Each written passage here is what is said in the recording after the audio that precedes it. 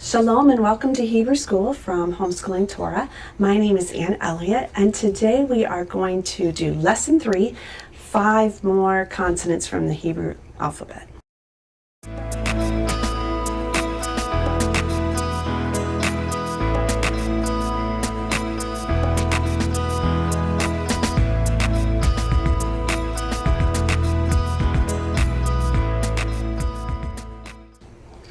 So first of all, let's review the ones that you've already learned.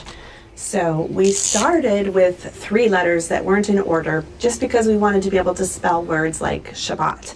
So to spell Shabbat, we need a sheen and a beit and a tav. So we learned those 3 first. And we learned a couple vowels. We learned the patach and the kamatz. So those I think you've got down by now if you've been practicing and looking for the letters and writing them in your copywork journal. So let's review what letters we learned in lesson 2.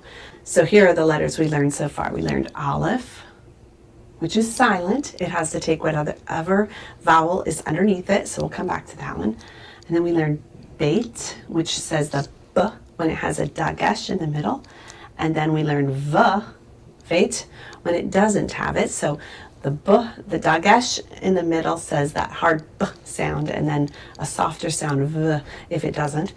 So alephbeit gimel, which is g, and it looks a little bit like a camel.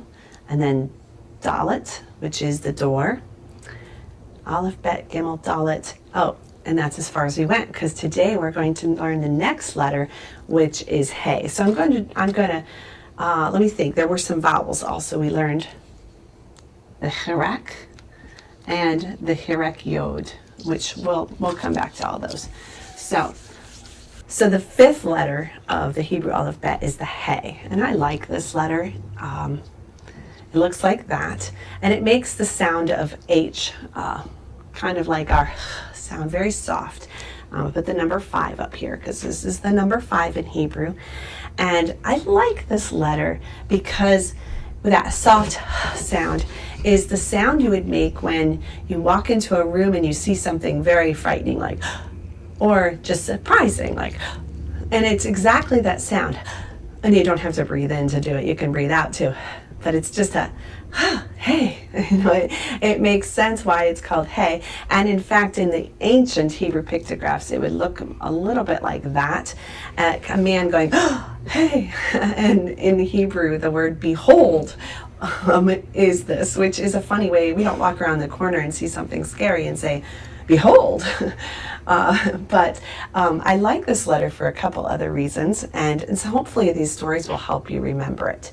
But as letters go through time, and as they change over the centuries, and this takes a lot of time as they morph from one alphabet to another.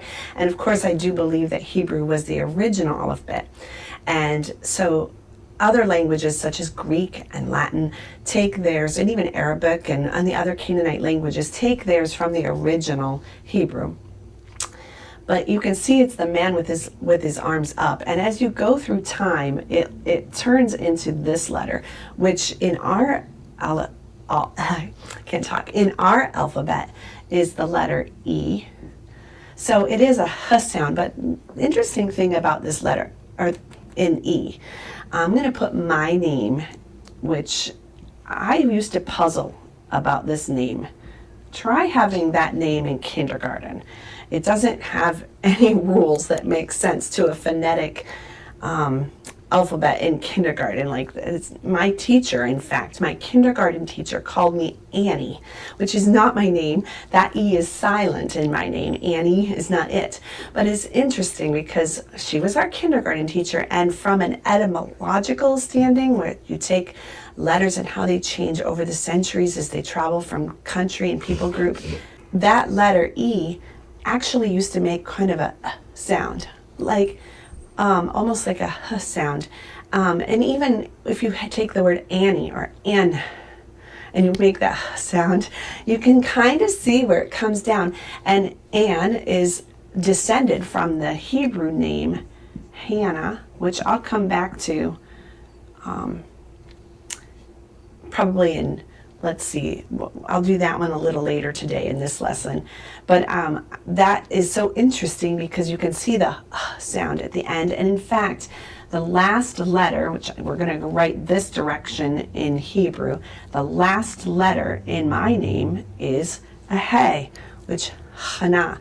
We're going to come back to the other letters in just a second. So I'm going to leave that up there. I know I'm getting like it has to be about my name, but it's just such an interesting thing and easy to remember. But that sound is also in the name of the Creator, that breath, which He is the I am, and that He breathes everything into existence. So it's just so many cool things about that letter. It's one of my favorites. All right, I'm going to go on to the 6th letter. No, before I do that, before I go on, there is an interesting other thing about this. Remember I said it's like when you walk into a room and you see something that's kind of surprising to you. It could also be something that's very definite, like let's say I had 2 books in front of me and I told you, go get me a book. And you grabbed one of the books and gave it to me. I'm like, yep, that's what I wanted. I wanted a book. But let's say I'm being picky and I want the book. Which one is the book? The book on the right, silly. Okay, so you that'll be mine. You're right. So you go over and grab the book on your right. That book. Yes, that book. And you hear me sigh with relief. Okay, that sound in Hebrew means the, like that one, silly, I want that one, the. And it's called a definitive article because I definitively want that book. Okay, so when that letter, that definitive the, comes at the beginning of a word, it means the. And even try to say the word the. It has that breathy sound to it. These are just silly ways I remember. One of the things that's really interesting is that this letter can also come at the end of a name, which I didn't give you the other letters to my name. Let me just do that real quick. It comes at the end of a word, and it means it's something feminine, something soft. Now, there are other feminine endings and masculine endings. I'm not going to get into all those right now, but just so interesting that a feminine ending would be kind of soft. Kind of like if you've ever heard the joke in English, the word for man. And then, what did Adam call his wife? Whoa, man. He went, when he saw her. And it's kind of funny because at the end of a word, when it's something is feminine, it's so, anyway, I told you I like this letter. So I'm going to go on. That was the 5th letter. Let me go to the 6th letter. And this is a vav. And this one looks like this. And it looks a little bit like a nail being driven into something, or a hook, that you would hook something like a hook to hang your coat on. It's a vav, and it's, if you were writing as far as handwriting goes and you had lined paper, this one is a tall letter. It goes from the top all the way down, so like that. How do you remember what this word or what this letter means? Well, it's a V sound. It's a vav, and it's going to be like that. And even that to me looks a little bit like a nail or a hook, but it's much more pronounced in Hebrew with it being so tall. Now, this letter can mean a letter to say the sound V, but it can also mean a whole entire word. When it comes, I'm going to erase these lines real quick. When it comes at the beginning of a word, just like I said, hey at the beginning of something, it often says ha actually, but that letter hey at the beginning of a word means the. When you have a vav at the beginning of a word, it means and. And now let's think about why that is. Well, this is a hook or a nail. It's hooking 2 things together. So if you've ever heard someone tell a story like this. So I went to the store and I got this, and then I saw this person, and then I had a conversation, and then we did this, and then we got in the car, and then we went and got a shake, and so on. And we tell stories by saying, and this, and then this, and then this, and then this, and we hook all of our sentences together, hooking them with the word and. In grammar, we call that a conjunction. A conjunction is something that connects 2 things together. And just like a hook, the vav is a hook, and it hooks together. So you'll see, especially, you can try this when you go today to Genesis chapter 1 and look for all these letters. you're going to see a lot of vowels at the beginning. I'm going to show you what it looks like at the beginning, though. It has a special symbol underneath, which is not a vowel. It's just two dots, one on top of each other. And my teacher told me that those are the stop sign in Hebrew. And can I draw a stop sign? I'm going to try. Stop. Okay? Those two dots are the stop sign. So when you see those two dots underneath, and it's called a sheva, that is going to tell you that you need to stop. No more. Stop. It isn't the stop of a word, and it isn't the stop of at the end of a sentence, like a period. It's just the stop of a syllable. So this vav doesn't have anything as far as a vowel underneath it. Now you can, but in this case it doesn't. And so it just is a stop. So it's the sound. A lot of people will write it with V and an apostrophe because there's no vowel, no E, A, I, O, U after it. It's just V, this, and V, this, and sometimes they say VU, but I won't go into all the reasons for that today. So that when you see that at the beginning of a word, that means and. So otherwise, it's just a vav, and it can take any of the vowels that we've had so far. It could be va, or va, or v, or v. So, okay? So that's the sixth letter. Very useful letter. You're going to see that one a lot because it serves so much of a purpose.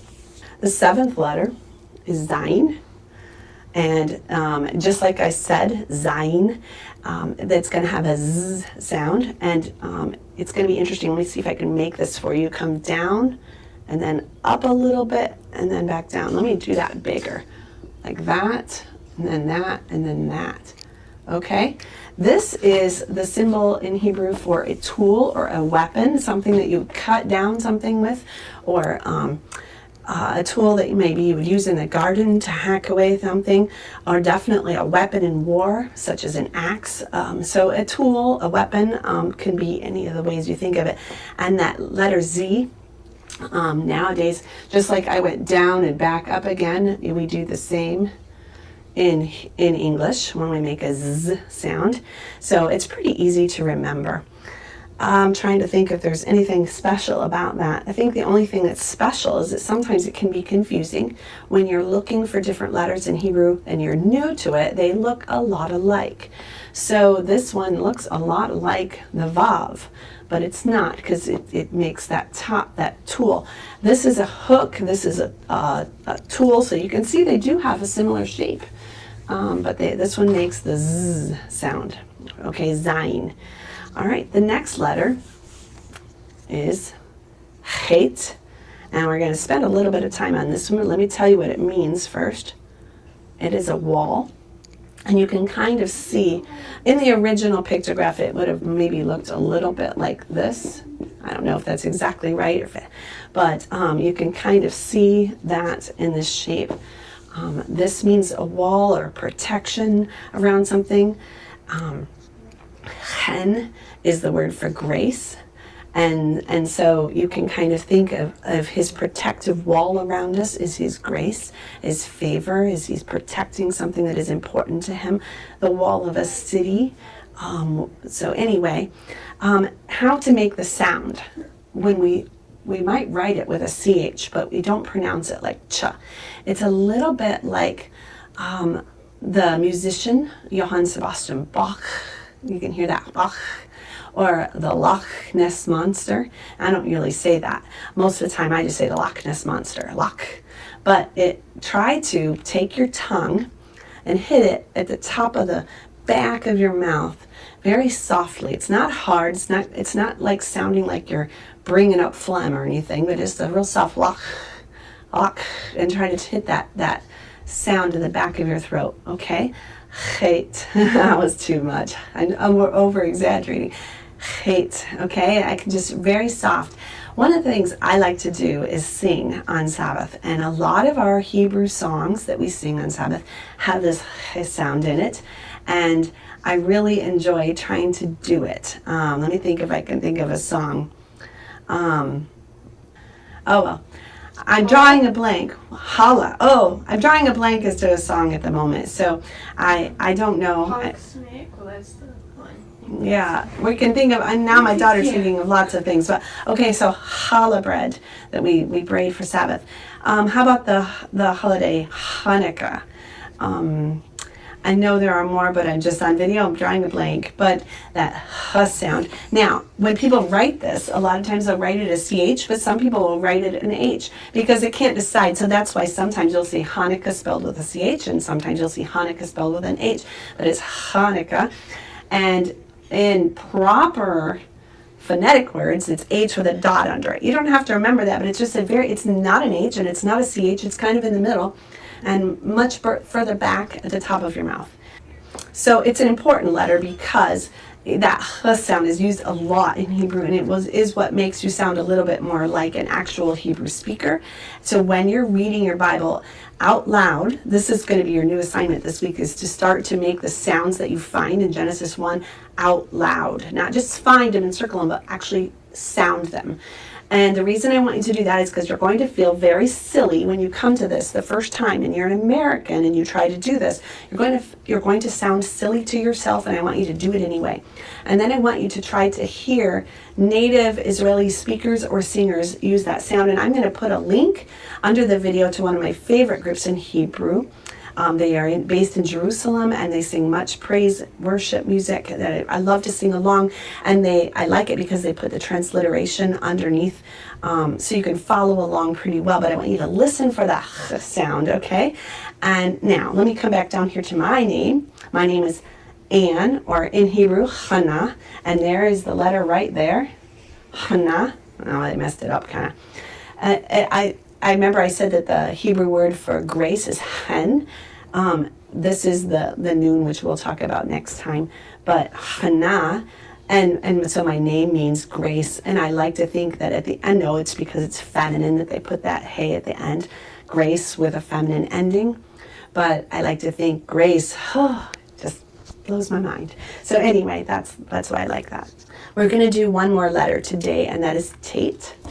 And this is the number 9 in Hebrew. And to make this one, there are a couple different schools of thought as to how to form the letter. I'm going to tell you how I do it.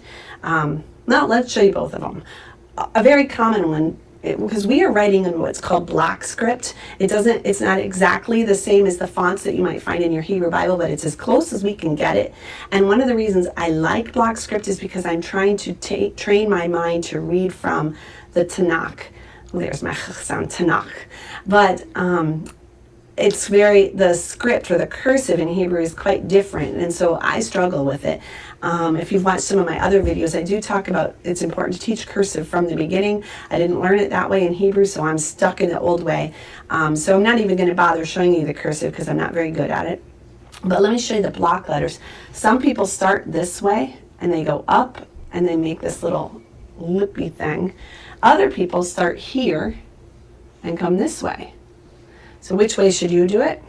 I'll leave it up to you. But if you want to ever switch to cursive, I'm going to recommend this way and going around kind of clockwise, because that is very similar to the cursive. I'm not even sure that's a good one. I'm not good at cursive. But anyway, that's my logic for why to do it that way. So you can do what you want. Now, what does this one mean? This is a snake. And it's curled up, and some people say it is also a basket. So if you take a basket, not a woven basket, but let's say a clay basket where you roll rolls of clay around and around and around to make a basket, kind of like you would for a sourdough basket that you would put your bread in and make a really nice shape to it. The snake curled around like it's hiding inside of a basket coming out, and that's the letter T, Tate. Now, in ancient times, as we follow the letters going from one language to another, so from Hebrew over to Greek, and so on. The interesting thing about it is this letter into Greek looks like this, a theta, and you can hear the th sound, and that T possibly way back used to be a th sound. So a TH. So in our word power curriculum, we introduce this letter along with the TH, but I don't want you to make a TH sound because when you do it, because it is not anymore a TH sound. It is just a T. And there are other Hebrew letters that can also make the TH sound. So we won't get into all that. I just think it's fascinating to watch how it goes down through history. So, and I also just think it's pretty cool. Maybe you could say it looks like that, okay? Especially in the ancient Hebrew pictographs, and it's like, mark that basket over there. There's a snake in it. Don't get bit. So, I think that's kind of fun. So, I guess that's all of the consonants I'm going to teach you today. I'm going to teach you one extra vowel. So this vowel is called etzere. And you can hear the A sound, even though it's not Siri, it's Sere. And this one says A, and it's like this underneath. I'll put an aleph. See the two dots?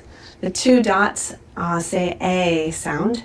And here's how my teacher taught me. She said, I want you, when you see those two dots, I want you to think of two balls bouncing on the bay. And so it says A, but like bay. Bay. And you can also put a yod after it to make an A sound, just so it's really not that much different from the E sound that we learned last time, or the I. But those two balls bouncing on the bay say A, zere. So let me just real quick show you as a review all of the vowels we have learned so far. You say ah. Oh, I guess we started with that one. Ah. Ah, I, got nice and pronounced. E, A, and then I'll come down here. This one also says A. And that's all for today. So practice, and remember, when you practice today, I want you to sound things out. Make your mouth make the sounds. Listen, if you can, to Hebrew singers and try to hear some of the sounds you're hearing today. And don't forget to copy. You might even make, besides making lines of the vowels and the consonants that you have learned so far, you may even want to try to copy some small sections of Genesis chapter 1. If you can find a word that contains all the letters that you've learned so far, then try to copy that entire word. And you can look over to the English and see, what is that word? And you get a little bit extra vocabulary. Shalom.